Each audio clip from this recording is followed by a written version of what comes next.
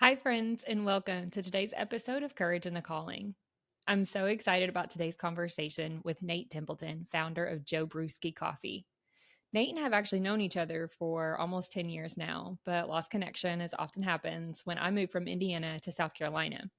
In that time, Nate has grown his coffee business from an in home experiment to a thriving retail and wholesale experience.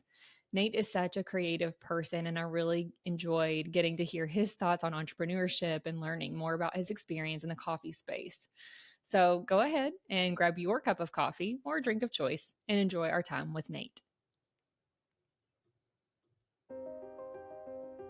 Hi, friend, and welcome to Courage in the Calling. I'm your host, Taylor Morgan, a 30-something mom, quickly approaching 40, with 2 decades of experience in the financial industry, who found herself at a crossroads and made the decision to step away from my comfortable corporate life in search of something more aligned and fulfilling. I'm here to share conversations with brave souls who, like me, took the leap into the unknown. We'll dive deep into their journeys, discussing the whys and hows of following their callings. Whether you are contemplating a major life change or have already drawn your line in the sand, this is a space for you. From unexpected twists to valuable lessons and practical advice, we'll explore the realities of transitioning careers and lives. If you've ever felt that inner calling but hesitated to answer, or if you're currently navigating a big, scary decision, consider this podcast your sanctuary, a place to find inspiration, guidance, and a community of kindred spirits who've walked that path. Courage in the Calling is not just a title. It's a mantra for anyone daring to redefine their path and embrace the unknown. So lean in and hit that subscribe button, because here you've found your people. If you're ready to embrace the courage it takes to follow your calling, you're in the right place. Welcome to Courage in the Calling. I'm so glad you're here.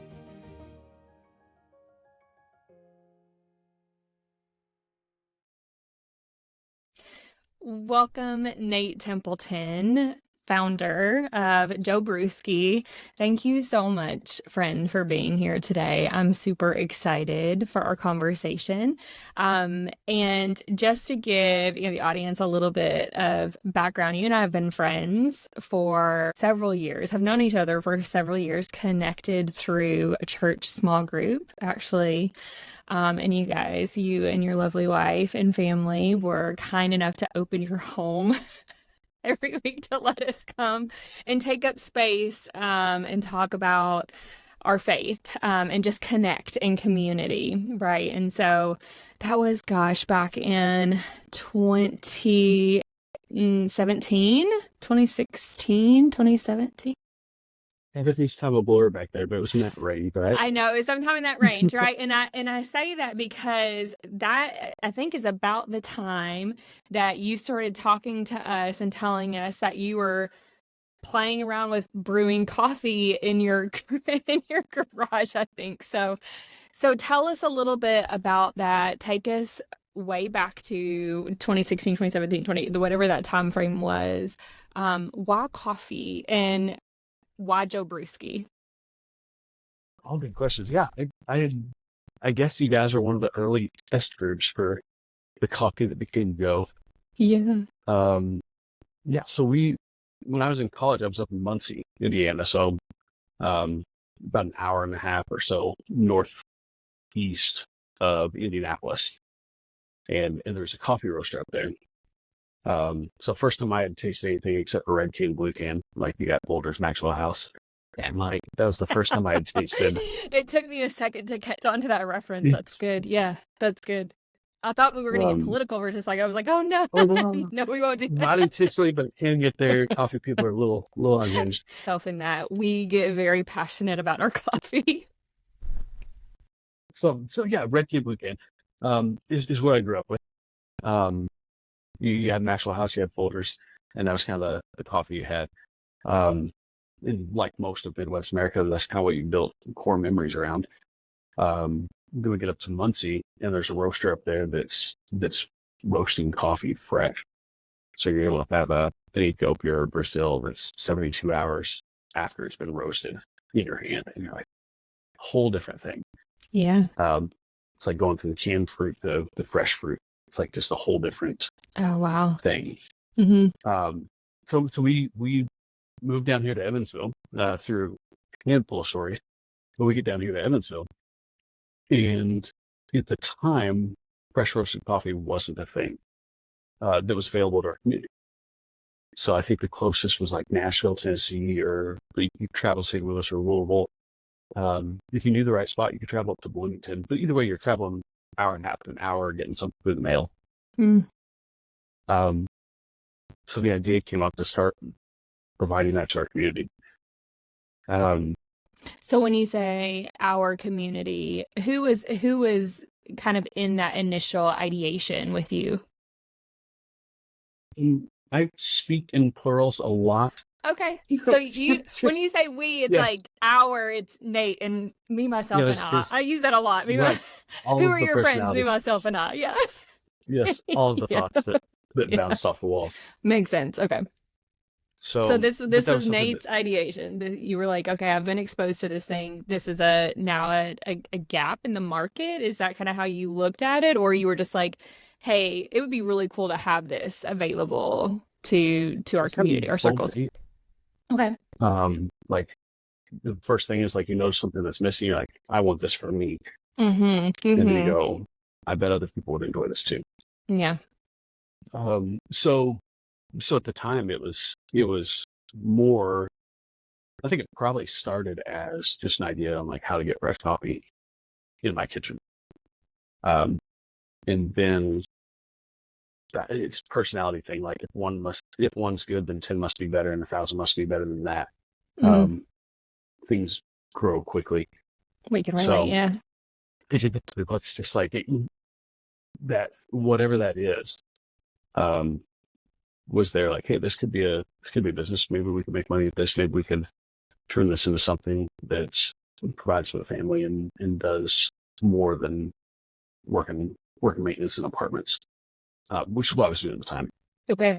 So, play around with that and just like start taking some entrepreneur classes down here. It's at one of the kind of like entrepreneur clubs, and Debbie Doo is the lady who was teaching these classes, and she did this math problem on the board. It was just real simple. That if I'm coaching somebody on like starting a business, this is the core problem.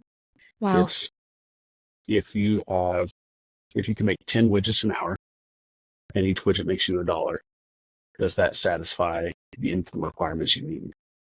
Like, and then you can work it backwards. And you go, okay, if I need to make $100, and this widget takes 40 hours, like, can I make enough widgets to pay things?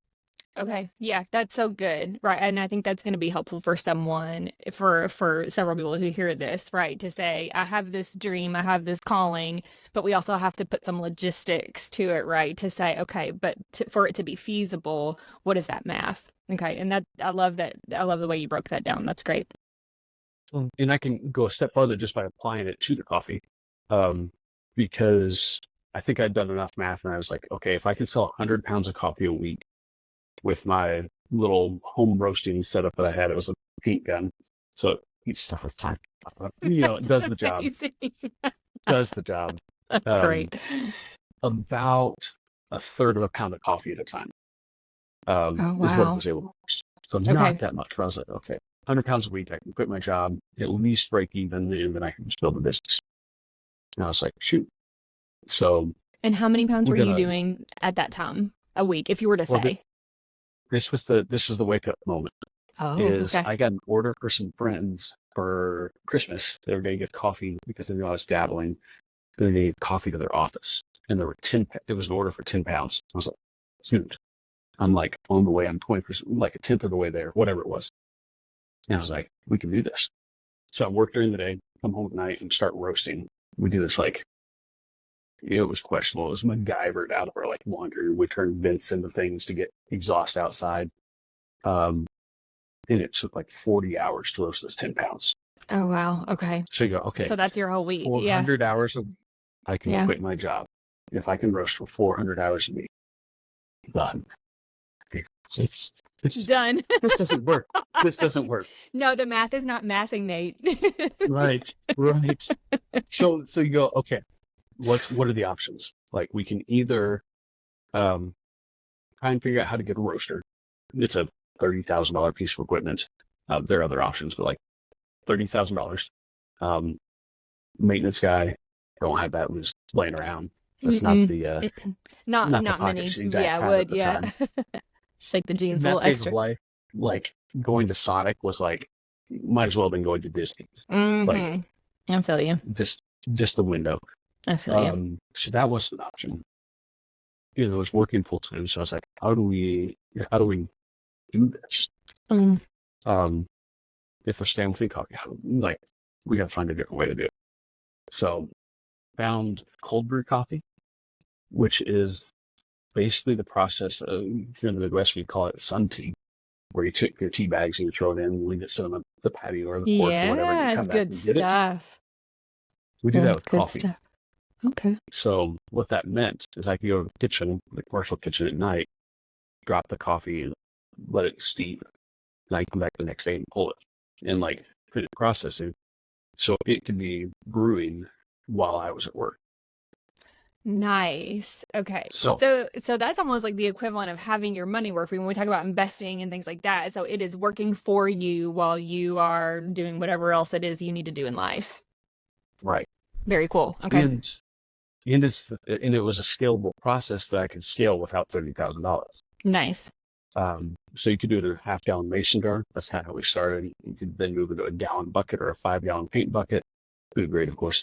Of Or you course. could move into like brewery sizes where they're doing 500 or 1,000-gallon batches. Wow. And we're like, oh, this is scalable in a way that's not totally cost prohibitive. Yeah. Main object, like the main obstacle is how to get this thing to market. At that point, we're like, okay, so cold brew this, we can run with this.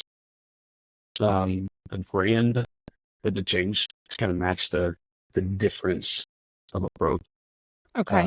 So there's a way of serving cold brew coffee that's served on nitrogen, like a Guinness would be served. So nitro coffee. Starbucks and then those folks are big in advertising that. If you haven't seen what it is, you can get a picture of that. But it looks a lot like a beer. Mm-hmm. So Joe Brewski was born. Cup of Joe served like a brewski, kind of taking more of a brewery. Oh, nice. Okay. Brewery approach to it. That's clever. Did you come up with that? Yeah, I don't remember exactly how it came, but I mean, Yeah. there were a handful of us that were kind of like kicking ideas around and trying to figure out how best to like approach this. Yeah, all these years I've known you, I've never known exactly. And I've never even thought to ask, like, how did you land on that name? So that's clever. I like that.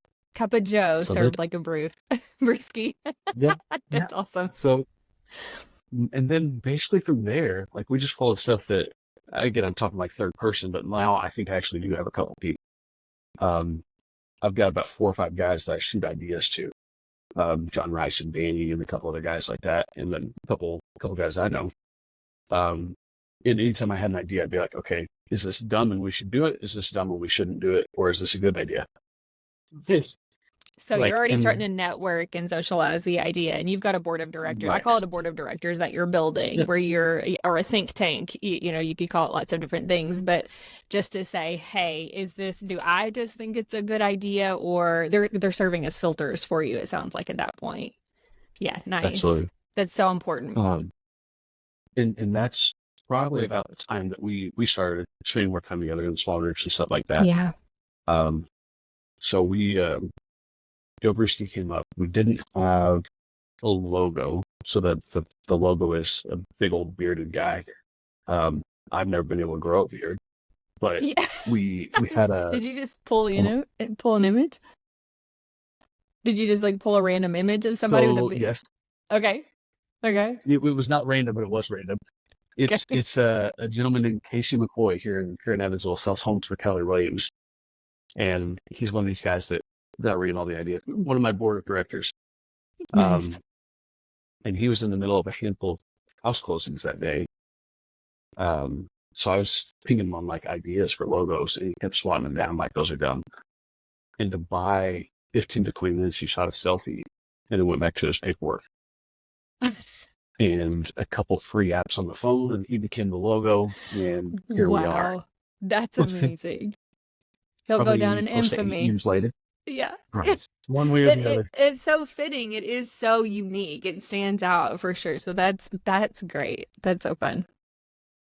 And then, yeah, so that just became part of the brand. Name tags. We were at GLS down in Henderson, Global Leadership Summit, Yes. and we had taken Fantastic event. cold brew down there. And there were these big black containers that you couldn't see through. So you couldn't tell the difference between just black coffee, if you're like the salt and caramel, which has like milk and stuff in it. Yes. So we were trying to figure out how to distinguish these. Went over to the registration table and stole a bunch of name tags with the Sharpie that I always carry and just made tags for them. So, and I know we're so early in the then- conversation, Nate, but what I continue to hear is innovation, right? So just really like addressing whatever the need is in the moment in a very practical but innovative way. So kudos to you. That's so cool. So there's a fine line between innovation and desperation. I don't know what's what. That's fair. That's fair. But listening to the feedback of the folks that were there. So as I'm sitting 5 or 10 feet back from the coffee, and I hear people say, "Oh, name tags, that's clever," or like, "Oh, it's neat." Like, and as they like have that aha moment, Mhm. you go, "Okay, that connected in a way that other things haven't. Let's do more of that." Yeah. So it's very Um, like in real world experience, you're constantly learning from your market. Right. That Yeah. that feedback in doing like farmers market and stuff like that, we did really help us understand where the sticking points that people have, like with understanding cold brew. That's where the sun tea example came from. Is you're able to go like, oh, people don't get cold brew coffee. If Mhm. coffee was supposed to be cold, that's the way God would have made it. Like those kind of conversations that we have, but we say it's kind of like sun tea, and the light bulb's like, oh, got it. Uh-huh. Um, so we just follow and try and like go where people remember things, because that is serving our people well. Yeah. That's And that's kind amazing. of grown through the years into like less desperation with our innovation, more planned innovation. As we got a team involved, we grew out of just doing farmers markets and grew to like doing wholesale, which is where we wanted to be. We still do like catering and special events. But as we started to go, hey, we need a team on this, that last minute adjustment didn't serve the team well. And Because if they prepared for something, I can now go, let's throw this label on it and like, we'll just do this. yeah. Like whatever they had worked on, I just scrapped and throw in the trash bin. Yeah. Which then the next time it's time to prepare for something, they go, I'll just wait for Nate to come in and do whatever he's going to do. So like there was a lot of adjustment I had to do, make sure that like the Mhm. team was able to be a team instead of Yeah. and actually work together and plan together.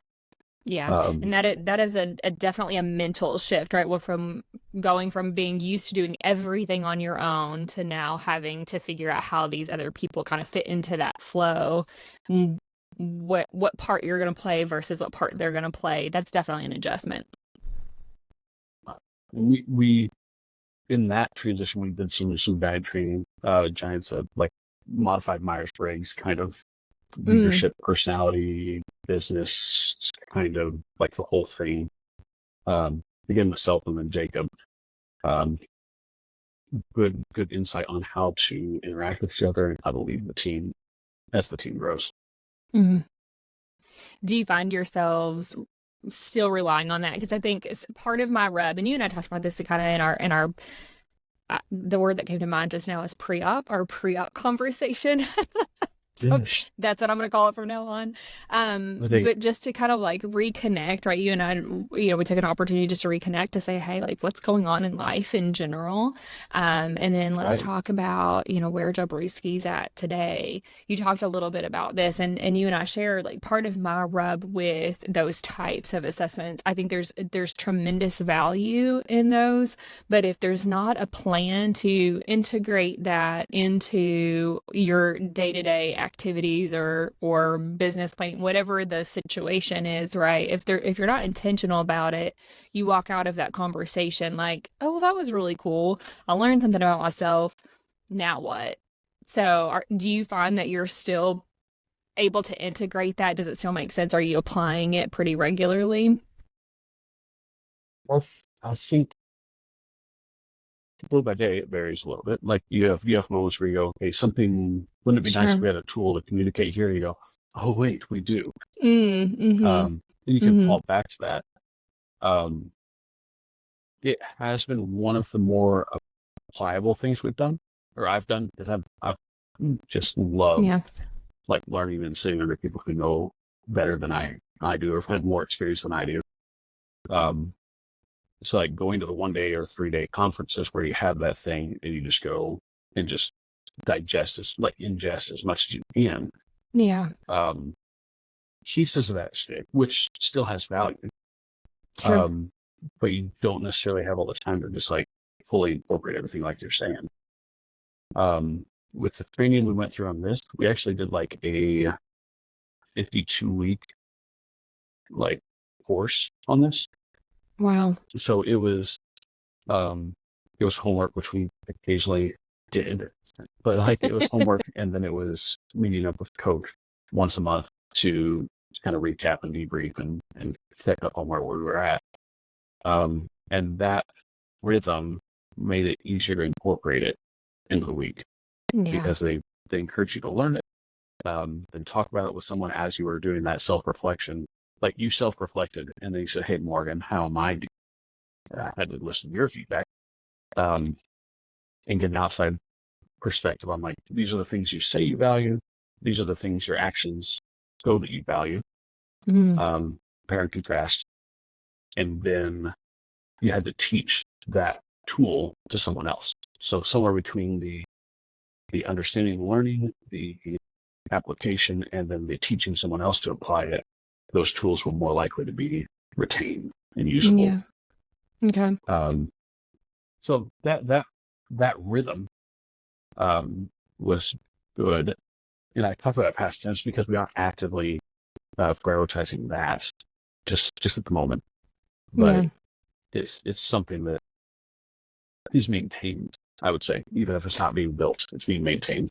Okay, that was going to be my question is, with something like that, is there a point, especially if you're committing to a full year program, do you get to a point where it doesn't necessarily have to be intentional anymore? It becomes more natural as a piece of the way that you communicate naturally day to day, or do you have to be intentional about it? Do you have to hit pause and say, wait a minute, there's a disconnect here, and I think it's because we're not leveraging the tools and resources? Or do you really even think about it, in that daily flow of conversation or communication? So I'm pondering here for a second. Sure. I wonder, almost fitness industry. I'm speaking a little outside my zone here. Okay. But if you're in competitive fitness or bodybuilding or something like that, you have a period of time where you're doing intentional bulks and cuts to get ready for a competition or something to that effect. You have a very defined deadline in place. Yeah. And the activities you're doing during that window are very intentional. Yes. But then as soon as you touch the deadline and you move to the other side, intentions might like lose intensity, but there's still habits retained. Yeah. That makes sense. So that's almost how I would put it. Like you don't, for the most part, you've learned the buttons to push when you engage that intensity. If I need to do this, I need to do this. If I want these results, I do these inputs. But you can move your attention to focus on other things. That makes sense. That's probably where I kind of place that. Sure. So, yeah. I mean, gosh, Nate, you've been at this now for a total of what has it been? 5 years? It's been more than that. 7 years? I think it's been right around in that area. Okay. So, and that's that's a long time for a small business. Tell us, so we heard a little bit about how you got started, right? In your home, in your garage, in your laundry room, really like MacGyvering things together, shifting and adjusting along the way. So tell us a little bit about where Joe Brewski's at today. Because being in business for a small business for the amount of time that you have been still actively pursuing this thing, one, I think is a great testament to the fact that it doesn't happen overnight, no matter what society tells us today, in our culture, in our, overnight success. And for those who overnight success, for those who are watching the video version of this conversation, you can see me air quote here. We are led to believe that these things happen, or success can happen overnight. And it's just in so few scenarios that's reality. It was I'm going to get her name wrong, Victoria Monet, I think so. If you're still connected, like if you're into the Grammys and things like that still. I'm actually not, to be completely honest, but I was listening to another podcast. I was listening to Mel Robbins' podcast, and she shared the fact that I think her name is Victoria Monet. Please forgive me if I get that name wrong. But she won several awards at the Grammys this year. And part of her speech was the fact that she talked about she's been at this for 15 years. And most of her recognition in that time has come for writing songs, writing music, collaborating with other artists. But she's never been the one to be acknowledged, right, as the artist. And she made a point to say, hey, I've been at this for 15 years. And she referred to herself as being planted. And now she's getting the opportunity to sprout and grow. So if you will, share with us a little bit about where Joe Brewski's at today. And I can imagine there's been a lot that's happened in that time period. So what has kept you dedicated and consistent in this calling to bring this brand, this product to market?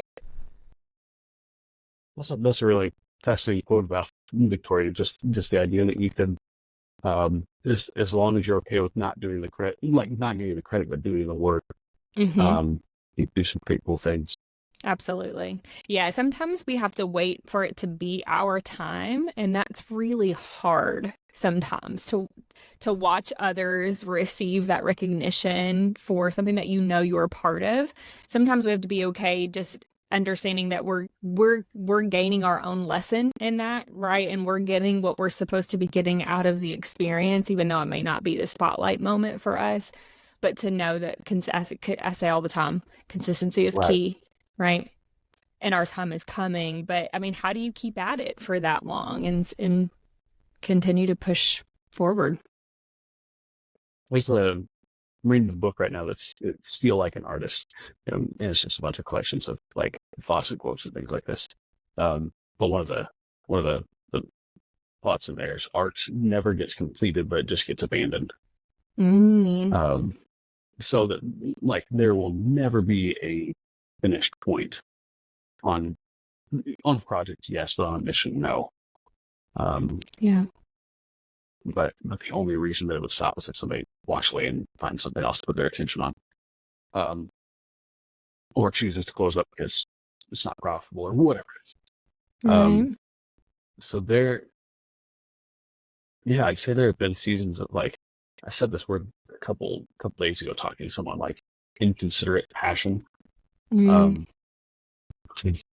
nights that I stayed up through the night to do things like I didn't consider, anything that on life of my kids, my family. Like I was just looking at the object that I was working on. And that was essentially needed, but it was the season that it took to start. Like you can either speed things up by spending your time on them, or you can buy somebody else's experience and put their time on it by borrowing their lessons. And we didn't have money, so it ended up being my time to gather the experiences. A lot of lessons learned there, but those choices to birth the thing and then raise it, that's just a daily choice at times. One of the guys here in our community that find crisis as the deciding point. Like when you're at a point of crisis, it's where you can choose to either go forward or go backwards. You can either go back to status quo or choose to make the decision that takes you through the object to where you're going. And that is daily. Yeah. It feels daily. I'm sure it's not. It feels daily as business owner, as spouse, as parents, as all of these nouns, these titles that we have. Yeah. They're daily choices to like easy route or forward. So yeah, that resilience, I mean, it shows up in different ways in different scenarios. But that's probably the core piece that just has to, like, you fall on. Yeah. When any particular things get rough. I love that analogy because it makes it so palatable. Crisis is just the decision point to me for those who may get really overwhelmed by having to make a decision in some way, shape, or form. Or when we find ourselves in a season of what we feel like, or a situation that we would label as a crisis, I think to take a step back and see it as an opportunity to simply make a decision. And then you start to lay out, okay, well, what are the options? What decisions can I make? And if you're someone like me, I'm one of those individuals who can get really overwhelmed by having too many options and too many choices, right? And I know some people think that's crazy because you're like, well, why would you want to box yourself into that? Or what?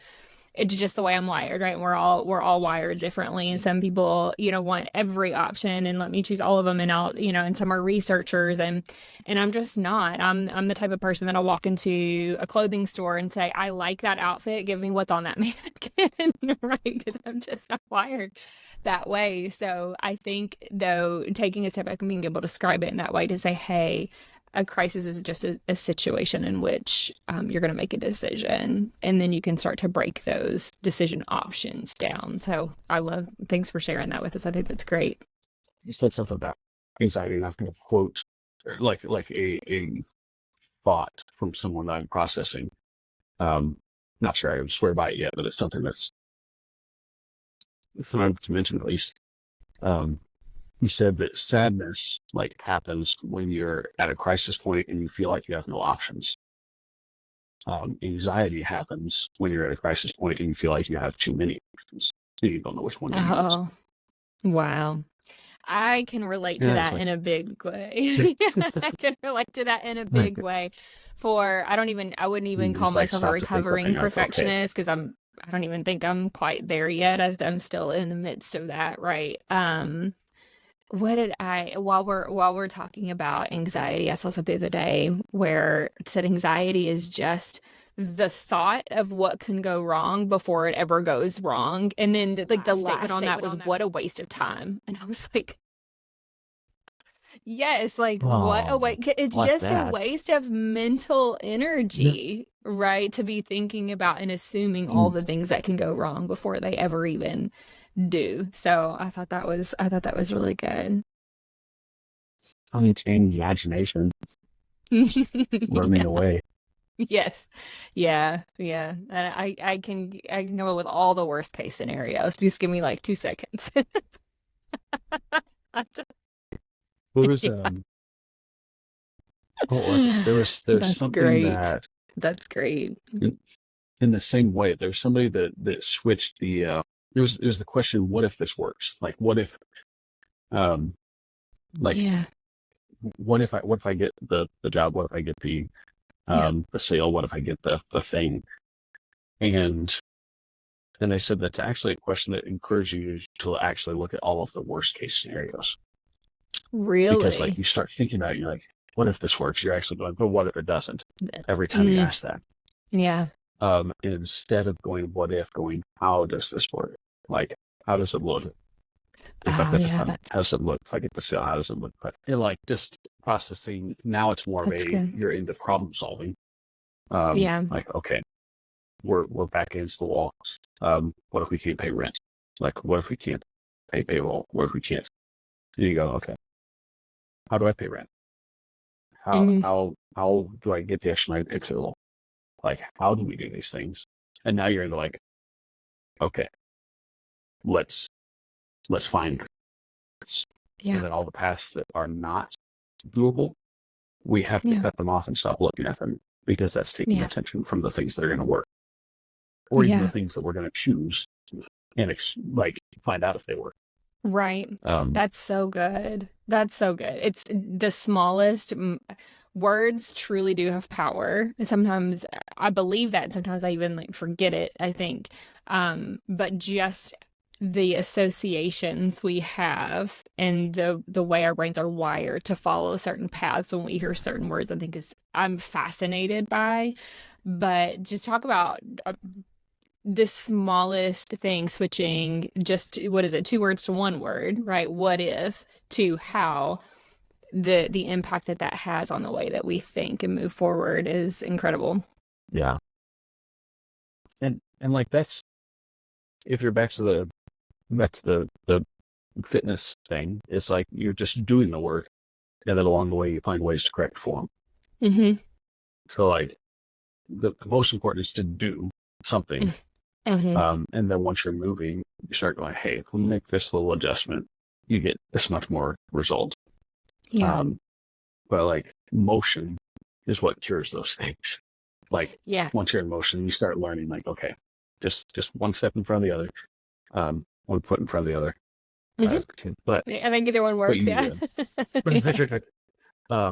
but that just commitment and consistency to whatever the next thing is, like that is something that like that's probably a sign I'm in the middle of right now. As we're trying to acquire more wholesale customers and do more things with folks and build more revenue so that we have more abilities to do more things. And build a larger team because we like the team that we have and we'd like to have more people like it. Mm-hmm. That get to be part of that or bring, whatever. You get more options with more revenue. Yeah. But the thing bars, I don't go, hey, I'm going to get 10 sales this week because I can't control that. But I can go, if I make 10 calls, like I can control that. Mm-hmm. Like it's kind of you choose to follow the inputs, you choose to follow the steps, and the results by just nature of the inputs will follow eventually. But you don't get to control those, but you do get to control the like if the walking is the win, the destination is a fun side effect. Yeah. Yeah. And you guys have a commercial, you have a commercial space now, right? Where folks can come in. So you've Yes. moved into a commercial kitchen and then eventually ended up opening your doors to the public so that they can come in. I love the way you phrase this. They can come in and visit you guys, and really just kind of like the way I understand it, and correct me if I'm wrong, but they get to see the process. Is that right? They get to kind of like see what that's looking like and taste test, and it's really almost like an experiential experience. I don't know. That's Right. the best thing I can come up right now. But so tell us a little bit about that. So that's you did a fantastic job of kind of Awesome. like summing that up. Yeah. We told people that even when we were at Farmers Markets, we said we do special events, we do catering, we do wholesale, like we're coffee where you're at, was kind of the tagline. And years ago, that coffee where you're at actually kind of came out during quarantine, during COVID, like the 2020 year. Because again, kind of adjusting to what the market was. People were at home. They didn't know how to get coffee. Their routines were interrupted. And we said, hey, we've got cold brew. We'll deliver the same growlers that you've been buying from us before, and we'll do contactless deliveries and bring it to you. And the tagline "Coffee Where You're At" came out of it. So that production all happened in a commercial kitchen with just one or two people behind closed doors. And then as we moved into like 2021, we found a commercial kitchen downtown in Evansville that was kind of a visitable spot. Yeah. And we decided to like move a little bit of space back so that people could come in and see the roasting, see the cold brew production, see all those things. And it gives us a fun place to socialize and do like chance, like about things like this. Where you just visit old friends and meet new ones. Yeah. But then we also get to like, we did something this weekend with some friends and then like Girl Scout cookie cold brews and stuff like that. But I saw that. What flavor won, by the way? Because you guys are like voting on Girl Scout flavors, right? It was half and half between Thin Mint and Samoa. Nice. Oh, so we ended up doing those two. I fully support those. Yeah. Fully support those. Yes. So yeah, and that was a fun throwback to the team. Like the team that we got and made those. Traditionally, I've been the guy who's done all the flavors, and I got in there and saw the recipe card and followed their instructions. So that's cool. Yeah, pretty cool. That's awesome. That's awesome. Well, Nate, that was. Yeah, and again, the great things about having a team too, more minds, more creativity can start to really expand, and you can step out of being the one that's always kind of tasked with what's the new, how do we stay fresh and innovative. It's just expanding the board of directors. Yeah, I love it. That's so great. Well, Nate, I know we're coming up on our time. I'm so appreciative that you've spent today with us. I've thoroughly enjoyed this conversation. Before we wrap up, a couple of questions I have for you. First would be, if you could go back to the season where you're just beginning, right? And you could give a message or a piece of advice to Nate, who is roasting coffee in his laundry room. What would you want him to know? What piece of advice or what message would you want to share with him? I'll probably tell him to get into popcorn or marshmallows or something that's lightweight and easy to carry. Sound advice. We move a lot of heavy stuff around. No, I think it's just encouragement that like it's things worth doing are worth the difficulty. Like if I'd known the difficulty, I don't know if I would have jumped in. But like just knowing that sometimes the blindness is good. Yeah. That's it. It's a blessing, yeah. But just committing to that set of like, I don't know what's going to happen. And just being willing to see those through to the other side. Yeah. And difficult just changes forms. That's awesome. I love that you called that out, because there will always be some form of challenge, right? It may just look different from day to day, and we get to choose our hard. So that's awesome. Seems awkward. Yeah. Yeah. So for our listeners who have a calling, and whether they have opted to draw their line in the sand already and are going through the challenges that come on the other side of that, or for those who have that calling and have not yet either had the courage or opportunity to take that step into that calling, what advice would you leave them today? So I would probably go back to some of my favorite books, because books are getting to like borrow somebody else's like highlights. Yeah. And their best thought out ideas, like that they've been able to cut and edit and like revisit until they get it just right. So favorite author hands down for like starting something is Mike McCallowitz. Don't try and spell it, but just look up one of his books and his name will follow. We'll include him, and then we'll include, I think I know what you're going to talk about. We'll include it in the show notes too. So his information will be there. Yeah. So he's got different books for different points in entrepreneurial journey. For someone who is like trying to get over the hump of starting, there are two books that I would kind of like, depending on the person, I would recommend in different points. One is Toilet Paper Entrepreneur, and that just talks about the resilience that it takes to start a business. Mm. If you're starting with nothing but a square toilet paper, how do you get stuff to happen? And then the other one is actually his book on marketing, but it's called Get Different. Mm. And it is an encouragement for, if there's a problem out there within an industry, within a niche, and you have a solution, and people are being left out because they don't know about you, Yes. it's your obligation to that community to be out there and be found. Wow. Because every person there is making a decision to choose a solution. And if your solution is better and they don't know about it, it's their loss, but it's your fault.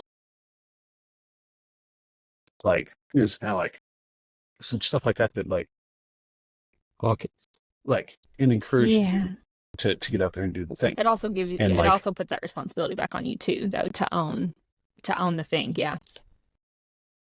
Now it's your actions. It's not the world doesn't love me. It's like, okay, I'm not in the right spot to be loved. Mm-hmm. Maybe that came off the press. I don't know if that's accurate or not. Yes. But just like it is back into like, okay, make decisions. Like, who's the path? So those are the two for somebody starting that was like on the edge or teetering that I would kind of go towards. Somebody that's kind of in it. I think it's brought up in Toilet Paper Entrepreneur, but it's also in his book Pumpkin Plan. Immutable laws are the thing that, like, that's probably been more than any of the leadership training or more than any of the team building things that we've done. Coming up with immutable laws has probably been the single, like, most defining thing we've done as a business. We talked about kind of the umbrella of coffee where you're at, and that kind of, you can get as deep or as shallow as you want with that. Like, literally, we're coming to where you are, or it's like on whatever experience level with coffee you have, whether it's red can, blue can, whether it's you're choosing microligations with anaerobic fermentation, like whatever. Yeah. We can, I'd just throw out some buzzwords to make it sound good, but Mm-hmm. we can come and like be at that level. But then as we were building a team, we defined these things called immutable laws. So you summed up, like, you have things that like have happened that are like either like core, like these things have made you like absolutely just happy beyond all belief. Like, these things just make you like, when H does something and you're just like, dude, like that's the thing. Like, those things have touched onto one of your core beliefs. Or there are other things that like happen and just infuriate you. One of your friends gets mistreated. Like, those have touched on one of your core beliefs. And then personally or as a business, you get into the work of defining these things and going, okay, no jerks allowed. We don't do business with jerks. Yeah. Like, it doesn't matter. We just don't. And that can be an immutable law. But defining that, you go, okay, I don't want to work with jerks. And you go, I can get on board with this kind. So Joe, we define that into keep the fingerprints. It's everybody's created by a creator, be creative. So get out there and like do stuff. Like, there's no expectation of perfection. There's just expectation that you like try something that you would love to try. That's awesome. And then like, don't hide mistakes. Like, just let them be part of it. There's no prestige in busyness. This kind of comes out of another book, The Ruthless Elimination of Hurry, John Mark Comer, but he talks about just walking the speed of love, or like walking is the speed of love. Slow down. Like, you aren't built to just run full out all the time. Like, just taking on every opportunity will build. Yeah. We feel like we have to say yes. The last one is like, if I don't, someone else will. Like, right. Good. Maybe that's their thing. Like, so good. let them. Yeah. And sometimes it's just something that doesn't need to be said yes to at all. Right. And then the last one is, ladies and gentlemen, serving ladies and gentlemen. We stole that from GLS. No. Risk culture and effect. But it's just the approach that we want to have toward others is like, because you exist, you have value. I have value, and we're going to interact with each other in a way that doesn't detract from your like human. Like anybody who comes in, we will serve you. We also expect a little bit of like, don't treat us like, treat us. We don't do business with jerks, right? But that's how we show the business with jerks. Like, and that's how we carry ourselves to the business. Like, that's how we treat each other. That's how we treat our customers. That's how we would like to think that our customers should treat us. And that's how we do business. But those things, like once you define those and you're like genuinely 100% behind those, you're like, yes, these are the things. More than anything, those will define whether the choices that you make can get you closer or farther from the who you want to be when you grow up. And by putting those out in clear language, you can actually attract people that have the same values and didn't know how to say them. Yeah. Multiple times we've thrown those out there and people are just like, dude, that's exactly what I've been thinking, but I had no idea how to do that. You guys just define the things that I've been trying to say. Yeah. And then they're like, I don't know what we're going to do together, but like, let's just do something together. Right. We just want to work with you. Yeah. Yeah. Yeah. I think that's amazing. That is quality. Yeah. That's. Yeah.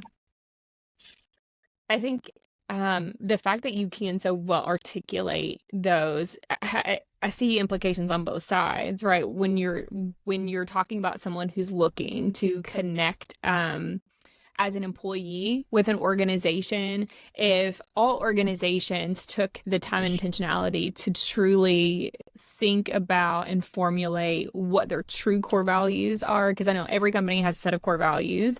Some of them need to be revisited, right? Because they've been the core values since the existence of the business, which is a long, long time ago and may have worked to them, but may not work anymore, right? But it's either that or we say these are our core values, but when we look around, we do not see these acted out, right, in day-to-day engagement in the organization. And so, especially with those entering the job market today, they are looking for organizations in which they can connect with in a meaningful way, right? This new generation of workers is not interested in just showing up to do a job. They want to have meaningful work, right? They want to add true value. They want to be a part of something. So I can see that having a tremendous implication for those who are looking for organizations to join, but also from a market perspective, people do business with people. Right. We don't do business with buildings or names or brands. Sometimes loosely it is a brand. You've got your Apples and your Starbucks and your things like that, right? And we're going to be loyal to those things. But at the end of the day, it's that clerk or it's that athlete or whomever it is that they've got, that we're making a personal connection with. But again, I say all that to say, we want to do business with businesses who care for their people, care for their community, truly believe in the thing that they're doing. And again, you can't just like say, well, I want that to be a core value because it sounds good. Right. It looks good written on our website, or it looks great written on our business card, or whatever that thing is. So I truly appreciate the work that you guys did and the intentionality that you put behind. No, these are the things that we actually want to live out, and this is who we truly are. And we want to be able to share that in a real tangible way. And it's important because you're looking to do business with people that you kind of see a piece of yourself in. Yes, like when absolutely. You're describing these companies that you're doing business with, I'm like, oh, well, I want to be like that representative. Yeah. Like whoever it is. Yeah. Even Nike's Just Do It like they focus on the action of doing the thing, not Yeah. necessarily like it could be we serve champions or something like that. But it's, somebody drew out that it was just around just doing it. Like I was like, oh, it's not about first place winners or like No. Apple's geared towards those who push boundaries. Like you're like, oh, I Yeah. want to be someone who pushes boundaries. Yeah. Yeah, there's a whole lot of like you want to do business with people that you think you're like, but also that you want to be like. Yeah. If I carry around an apple, I think that makes me smarter. I think I don't know how, but like I think I would immediately fit in Silicon Valley now, like just by having this in my hand. Absolutely. Like I could do that. Yeah. That'd be crazy. That's awesome. Well, Nate, thank you so much. How can our listeners connect with you if they would like after the show today? Social media, we've got Nate at joebrewski.com, or we've got all the Joe Brewski socials as well. Facebook and Instagram. Awesome. LinkedIn. I do have a LinkedIn. You do I have even check LinkedIn. it sometimes. I know it's interesting. We all have those platforms that we tend to lean more into. Mine's Instagram right now. I'm being told that like TikTok really should be a thing. I've not ventured out there just yet. We'll get there. We'll get there one step at a time, right? But we'll put all your do the all ones that you your can check there, but then you do the rest out. That's right. Exactly. We'll make sure we include all your connection information too, for those who want to reach out or explore Joe Brewski a bit more. So again, Nate, thank you so much for being here today. I really appreciate it. It's so great to reconnect with you and to see how far you guys have come and what you're doing today. And I wish you all the success. We'll talk again soon. Well, absolutely. I appreciate you. Awesome. Thanks, Nate. We'll talk soon. Thank you so much for joining us for today's episode of Courage in the Calling. If you enjoyed the conversation and feel led, please make sure to subscribe on your favorite podcasting platform. If you know of someone that could benefit from our show, please also share and leave us a review to help other friends find us. For more resources and deeper connection, please visit the website at courageinthecalling.com. If you or someone you know has navigated a big, scary transition and would like to share your journey, please email me at podcast@courageinthecalling.com. And remember, it's never too late to start again.